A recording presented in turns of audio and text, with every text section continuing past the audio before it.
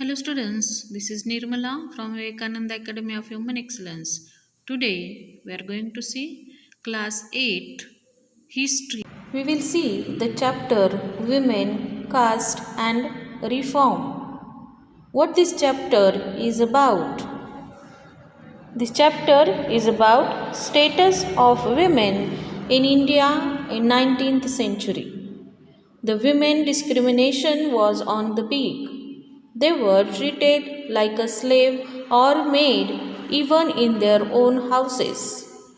No one was giving them respect or not treating them as a human being or as a part of that family.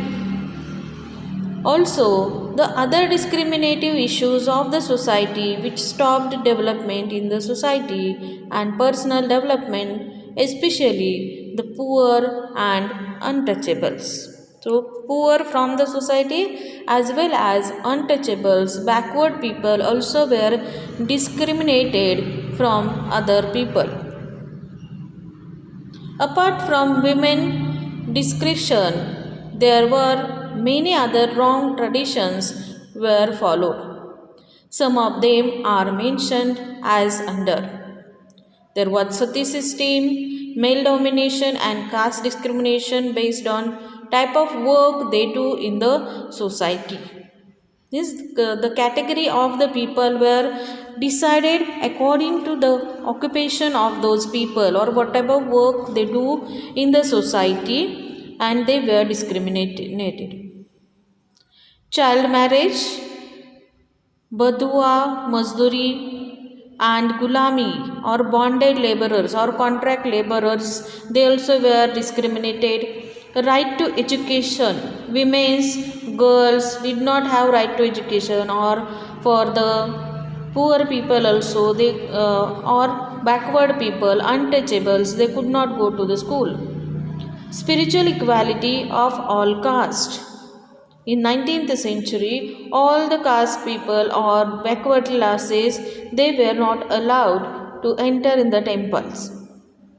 Unethical ways of medical treatment. Here also, that which treatments were not equal for all. Datelines of this lesson, dates and events we will see. 1772 to 1833, Rajaram Mohan Roy brought a lot of reformations in the Indian society during this period. 1829, Sati system was banned. 1856, a law was passed to permit widow remarriage. 1875, the Arya Samaj was founded. 1929, the Child Marriage Restraint Act was passed. 1927 to 1935, Ambedkar led 3 temple entry movements between this period. For backward people, for untouchables, they also should have the right to enter in the temple. So, Ambedkar has led 3 different movements for temple entry. How this sati system has banned? What is the sati system? In earlier days, sati, a virtuous woman, was a custom where a widow has to immolate herself on her husband's pyre or committed suicide in other fashion, willingly or against her wish. So she has to jump in the fire when her husband's body is to be burnt or it is funeral is going on. She has to go in that fire either with her wish or without her wish. The practice was initially legalized by the colonial British officials, specifying conditions when sati was allowed. Then the practice was outlawed in 1829. So here, to ban the sati practice, there was a vital role of Rajaram Mohan Roy, as well as Britishers also have taken initiative in this. Followed up by laws hello. नाही रे बाळा. Followed up by laws in the same directions by the authorities. The general ban for the whole of India issued by Queen Victoria in 1861 is throughout the India. Now this sati practice has banned. In Nepal, sati was banned in 1920. The Indian Sati Prevention Act from 1988 further criminalized any type of aiding, abetting, and glorifying of sati. Over the time, education, various awareness activists, and various reform movements played a great role in changing social status of women in Indian society. The sati ban was not only one activity but further also many of the activities have been laid through different social reformers, through the Britishers also, to overcome the problems in the life of women or to improve the social status of women. Male domination and caste discrimination. Men were allowed to do anything of their choice, but women were treated as slaves even in their own houses. They were not allowed education, choice husband, or second marriage. However, in some parts, men were allowed, be it Hindu or Muslim, more than one marriage. So, this was the male dominated society. So, whatever the men will do, it was allowed, but for women, there were all the restrictions have imposed on them. They could not say anything at house, they could not take education, they could not go outside of the house, they could not utter any word in house also. They did not have the right to choose their husband also, or if their husband died very early, she could not marry again. But opposite situation was there with the men. They could do all the things, even whether they are Hindu or Muslim. Men of our society could marry more than one or two also. The people were divided on the basis of work they perform on the basis of their caste. No other work was allowed to them. The higher caste people never allow them education and discriminated as untouchables. Child marriage. An early age marriage where the boy and the girl are innocent and does not understand the meaning of marriage system. As per Indian judiciary system, as age of a girl under 18 years or of the boy under 21 years is considered as child marriage. In child marriage, both boy and the girl are not developed mentally and physically, thus resulting into mental stress, medical complications. Most child marriages involve underage women in poor socio-economic conditions. So these child marriages were also happened in India. Under 18 years of girls, under 21 years of boy, they were got married in their childhood itself, which was not good, because this was the period of their physically and mentally growth, which they are not matured in this age, in this tender age they were married, so it is called as child marriage. Bandhua Mazdoor or bonded laborers or and gulami. In the earlier times, the upper caste people who actually rule the village people distribute loans in various kind to needy poor people.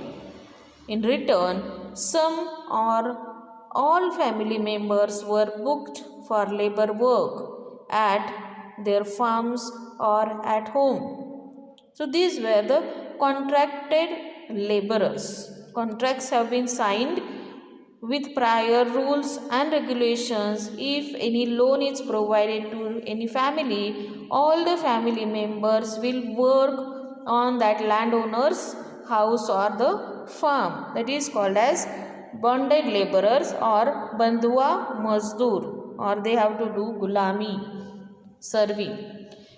Spiritual equality of all classes. In the olden times, the society was based on and caste and the type of the work they do. The lower caste people or Shudras who were untouchables, they were not allowed to enter temples or drink water from the well meant for upper caste. Their children were not allowed education or sit in the school. Then what is this unethical ways of medical treatment? Despite available medication in Ayurveda, homeopath, Unani medicine by the known respective people, and the people fall prey in the hands of sadhus and babas and maulvis who were treating patients with unnatural, unhealthy ways. Means instead of taking the patient to the doctor or to Hakim to get proper medicine, the people were using another ways to treat any patient, like they were going to sadhus, babas or maulvis who were not treating them properly. In those times, the patient were sent out of community area to get out of illness naturally or in a temples outside village so that the god will cure their illness. Instead of taking care of any patient, they were ill treating the ill person and sending them outside of the village. The next system was in our society, that was hook swinging festival. Still also in many of the regions different types of customs are followed which are very unhealthy. In this popular festival, devotees underwent a peculiar form of suffering as a part of ritual worship. With hooks pierced through their skin, they swung themselves on a wheel. In the early 19th century, when European officials began criticizing Indian customs and rituals as barbaric, this was one of the rituals that came under attack. Yes, this system was very much dangerous or unhealthy. That's why Britishers have criticized different types of customs and traditions that time. Now this was time to change these different customs which were unhealthy for the society. So working towards change, the attitude towards women and social customs started changing from the early 19th century. The changes took place due to various reasons. So what are those reasons why the changes have took place? Awareness was created among women and the society in general as people started reading more and more. So first change or first reason for change was that the people have started reading different books, different literatures. People started reading books, newspapers, magazines, leaflets and pamphlets as they were much cheaper by then. So with these newspapers or magazines, different books which they read, they understood what is the society outside of our country and where we are, how we treat the poor people, how we treat women. So we are so back than the other societies. There were debates and discussions about social customs and practices which also helped in creating awareness among the people. So what the practices we do in our society, what things we are following which are not good for the society. On these subjects, these debates and discussions have been held. Many of the discussions held with the old people, new people, educated people. Ordinary people could read, and many of them could also write and express their ideas in their own languages. All kinds of issues like social, political, economic, and religious issues were debated and discussed by men. These discussions brought about many changes. These debates were often initiated by Indian reformers and reform groups.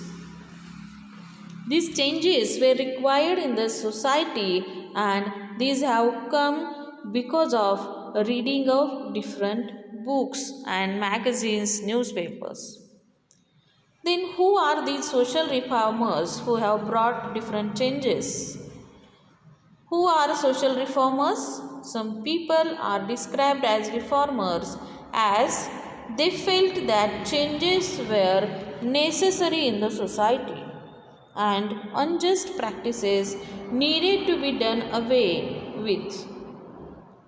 The thought that the best way to ensure these changes was to give up only practices and adopt a new way of life. Examples of some great reformers are Raja Ram Mohan Roy, Ishwar Chandra Vidyasagar, Swami Dayananda Saraswati, Tarabai Shinde, Pandita Ramabai, Begum Rukaiya, and Sukhawat Hussain. So these are only few names, but there were hundreds of people who were working with these reformers to fight against the injustices happened with women and with the poor and lower class people. First of all, we'll see about Raja Ram Mohan Roy's work. Raja Ram Mohan Roy was an Indian religious, social, and educational reformer and humanitarian who challenged traditional Hindu culture such as sati and indicated the lines of progress for Indian society under British rule. So his role was important here. Because of him only sati practice has banned, and not only that, many of the issues he has solved. He is called the maker of modern India and also the father of modern India. He is also regarded as the father of the Bengal Renaissance. He, along with Dwarkanath Tagore and other prominent Bengalis of the early 19th century, founded the Brahmo Samaj in 1828, which engendered the Brahmo Samaj, an influential Indian socio-religious reform movement during the Bengal Renaissance. His influence was apparent in the field of politics, public administration, and education, as well as religion. So, his work was important in most of the fields in the society.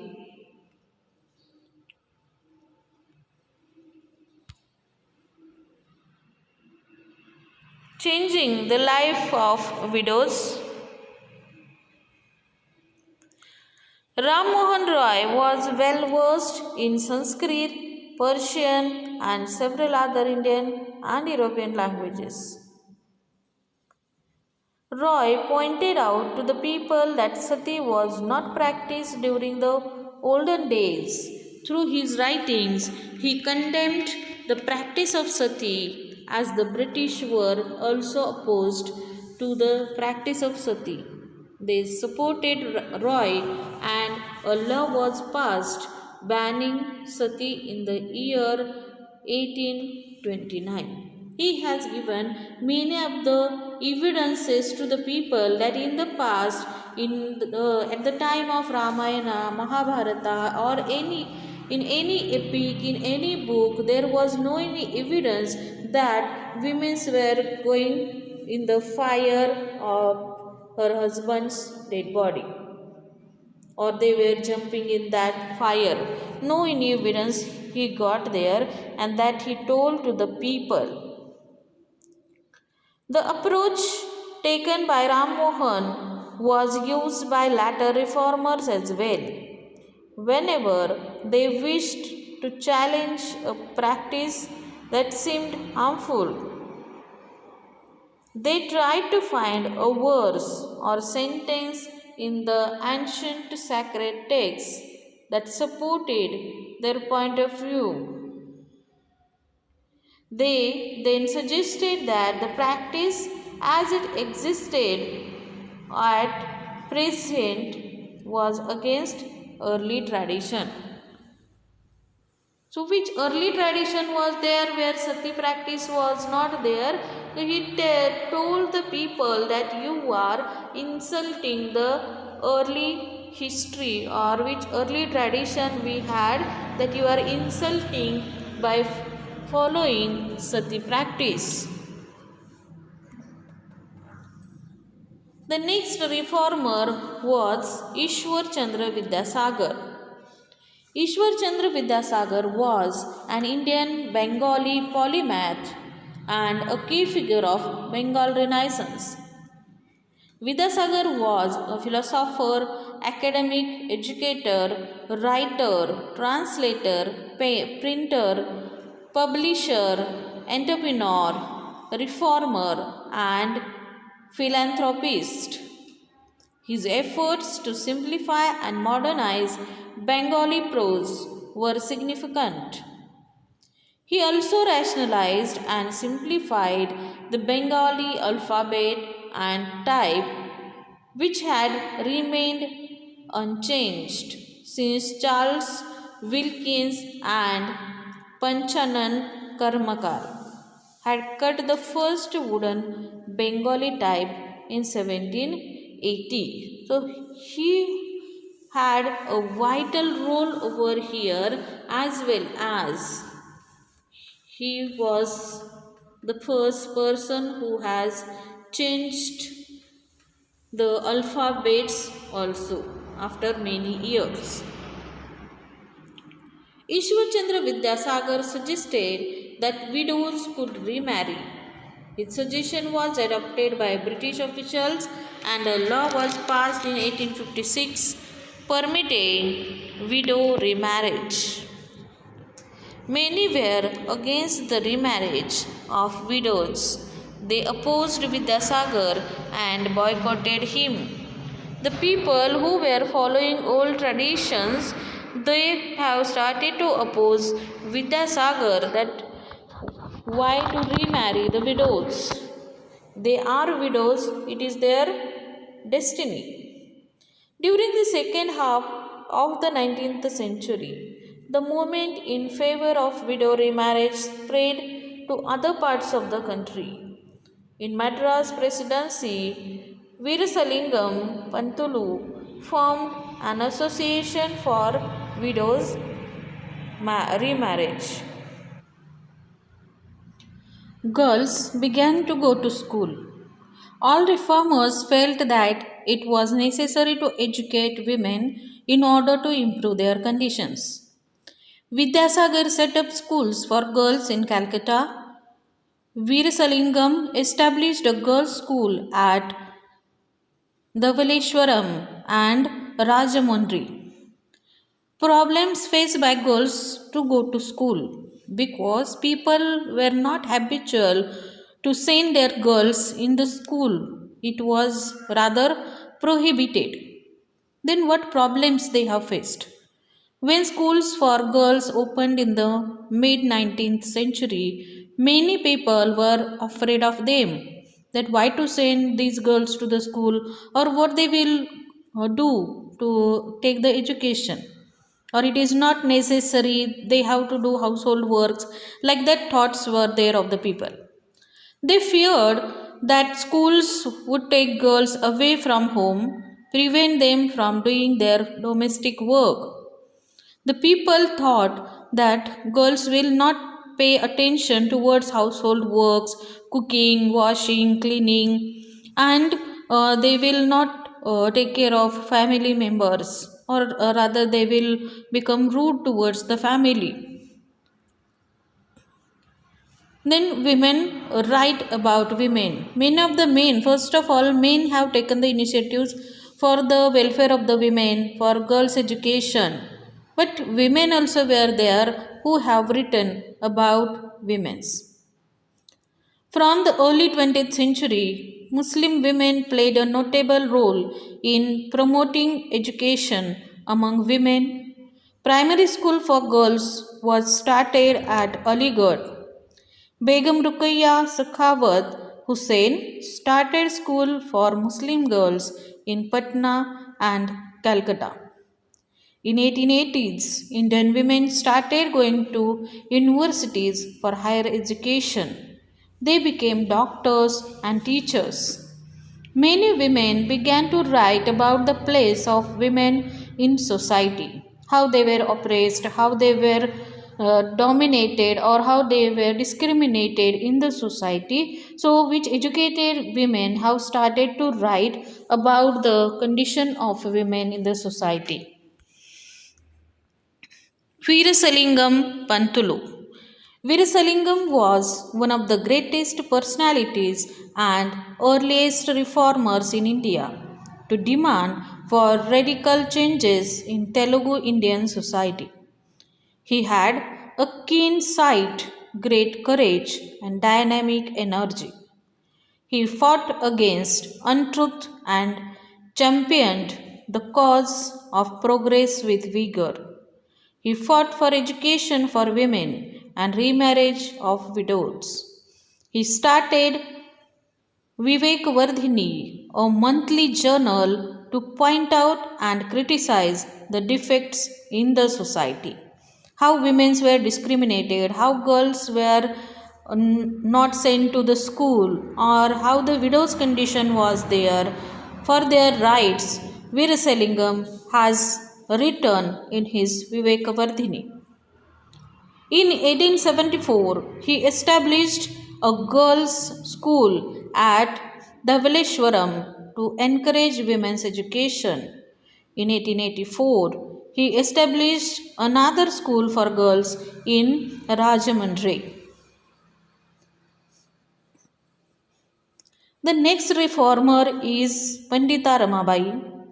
Pandita Ramabai was an Indian Christian who tried to change many things in India.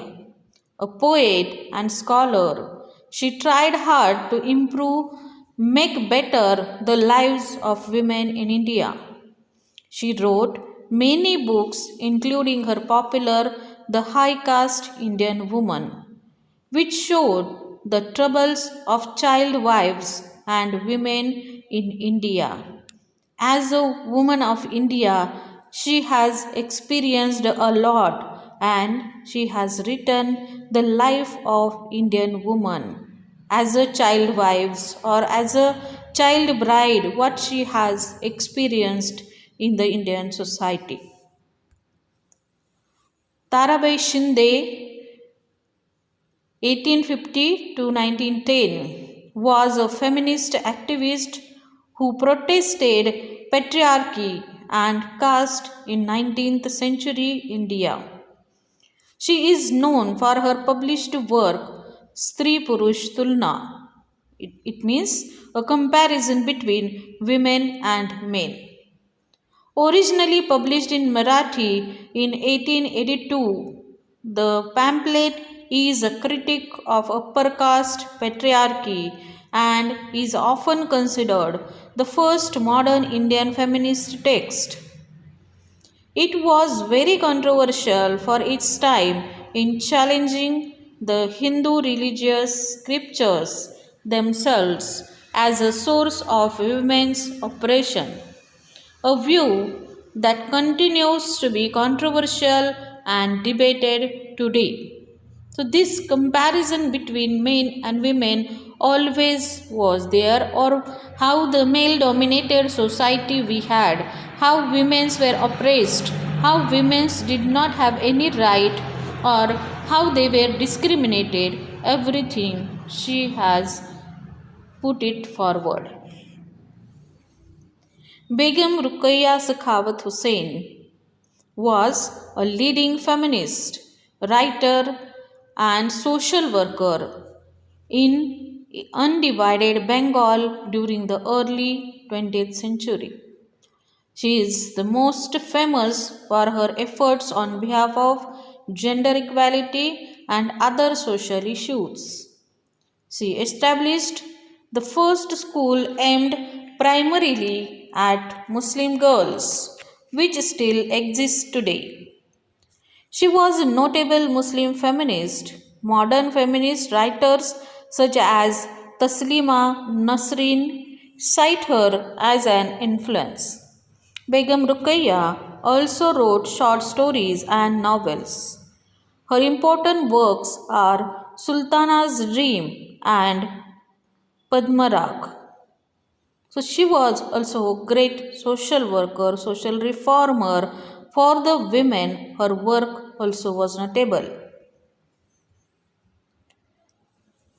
The important topic again is caste and social reform. Apart from demanding equal right for women, and social reformers also fought against the caste system that was prevalent in India during the early 20th century. The Prarthana Samaj adhered to the tradition of bhakti that believed in spiritual equality. Paramhans Mandali was founded in 1840 in Bombay to work for the abolition of caste. Many of these reformers were people of upper caste.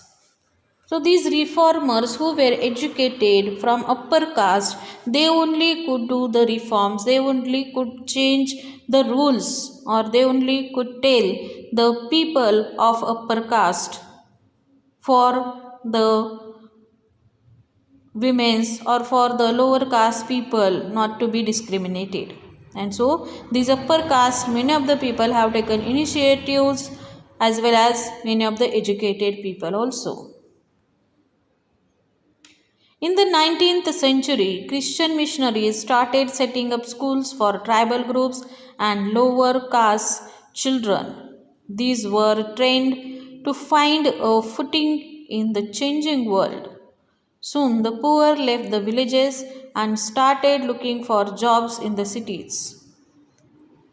There were plenty of jobs in the cities. Drains had to be dug, roads laid, buildings constructed, and cities cleaned.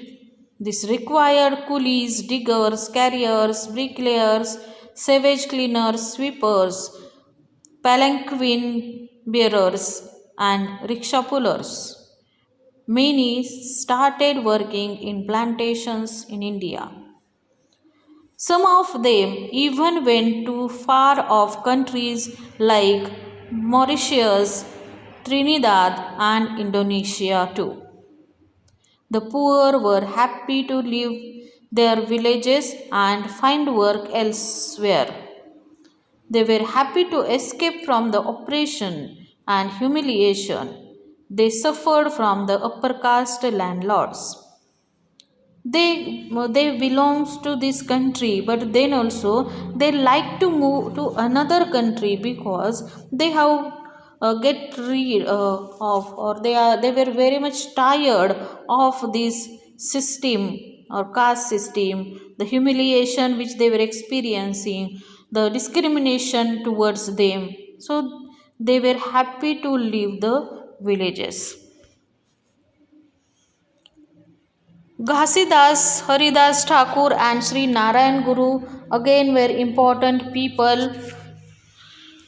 Ghasidas or Guru Ghasidas 1756 to 1850 was an advocate of the Satnami sect or Satnami section of Hinduism in the early 19th century.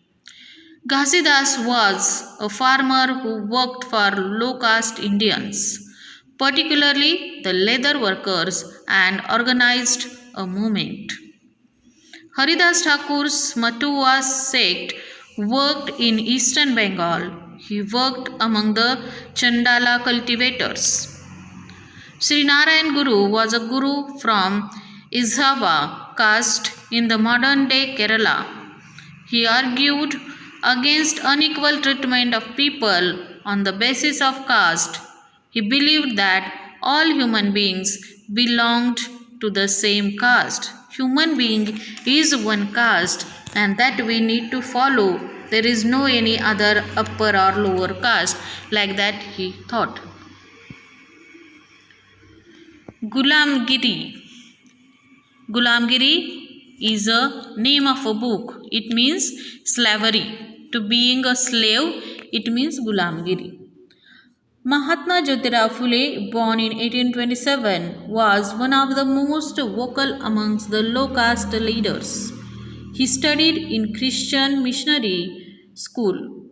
He attacked the Brahmins' claim to superiority. He argued that the Aryans were foreigners who subjugated the true children of the country. He said that the upper caste had no right to land and power, and the land belonged to the low caste people who were the original inhabitants of the land in the peninsula. So, in this peninsula, who are called as lower caste, those people are the original peoples of this land, and which Brahmins are there, those were the Aryans, and Aryans means the foreigners who have come from outside. They are not Indians, so this land is of the lower caste people. Phule founded the Satyashodak Samaj to promote caste equality. He wrote a book named Gulamgiri in 1873. He dedicated his book to all those Americans who had fought against slavery. The next reformer or important person, the father of Indian Constitution, who could enter temples, he has fought the movement of temple entry. Dr. B.R. Ambedkar. Ambedkar was born in a Mahar family. From a very early age, he experienced caste discrimination. In school, he was forced to sit outside the classroom on the ground and was not allowed to drink water from taps that upper caste children used. Ambedkar finished his schooling and went to the US for higher studies. He returned to India in 1919. So, the great leader, the father of Indian Constitution, Dr. B.R. Ambedkar, also is a victim of this caste system. He also has experience of discrimination based on caste. There was demand for equality and justice for these untouchables, lower caste, or for the women. During the second half of the 19th century, people from within the lower caste began organizing movements against caste discrimination and demanded social equality and justice. Ghasidas founded the Satnami movement in central India. He belonged to the lower caste and worked among the leather works and organized a movement to improve their social status. Haridas Thakur worked among the low caste Chandala cultivators in eastern Bengal. He questioned the Brahmanical texts that supported the caste system. So he has questioned over the text itself that where these injustice is there, where discrimination has told in the books, or where it is separated higher classes, upper classes or lower classes. He has asked this question to the Brahmins and to the epics. All the leaders came from lokas and worked amongst them. They tried to change those habits and practices among lokas which provoked upper caste contempt. They tried to create a sense of self-esteem amongst the lower castes. He wrote widely on the power the upper caste had in the society. In 1927, Ambedkar started a temple entry movement in which Mahar caste followers participated because he thought that these are also human beings, these are also the children of God, then why they can't enter in the temple? The Mahar caste people, who were called Dalits, used water from the temple tank. These outraged the upper caste people.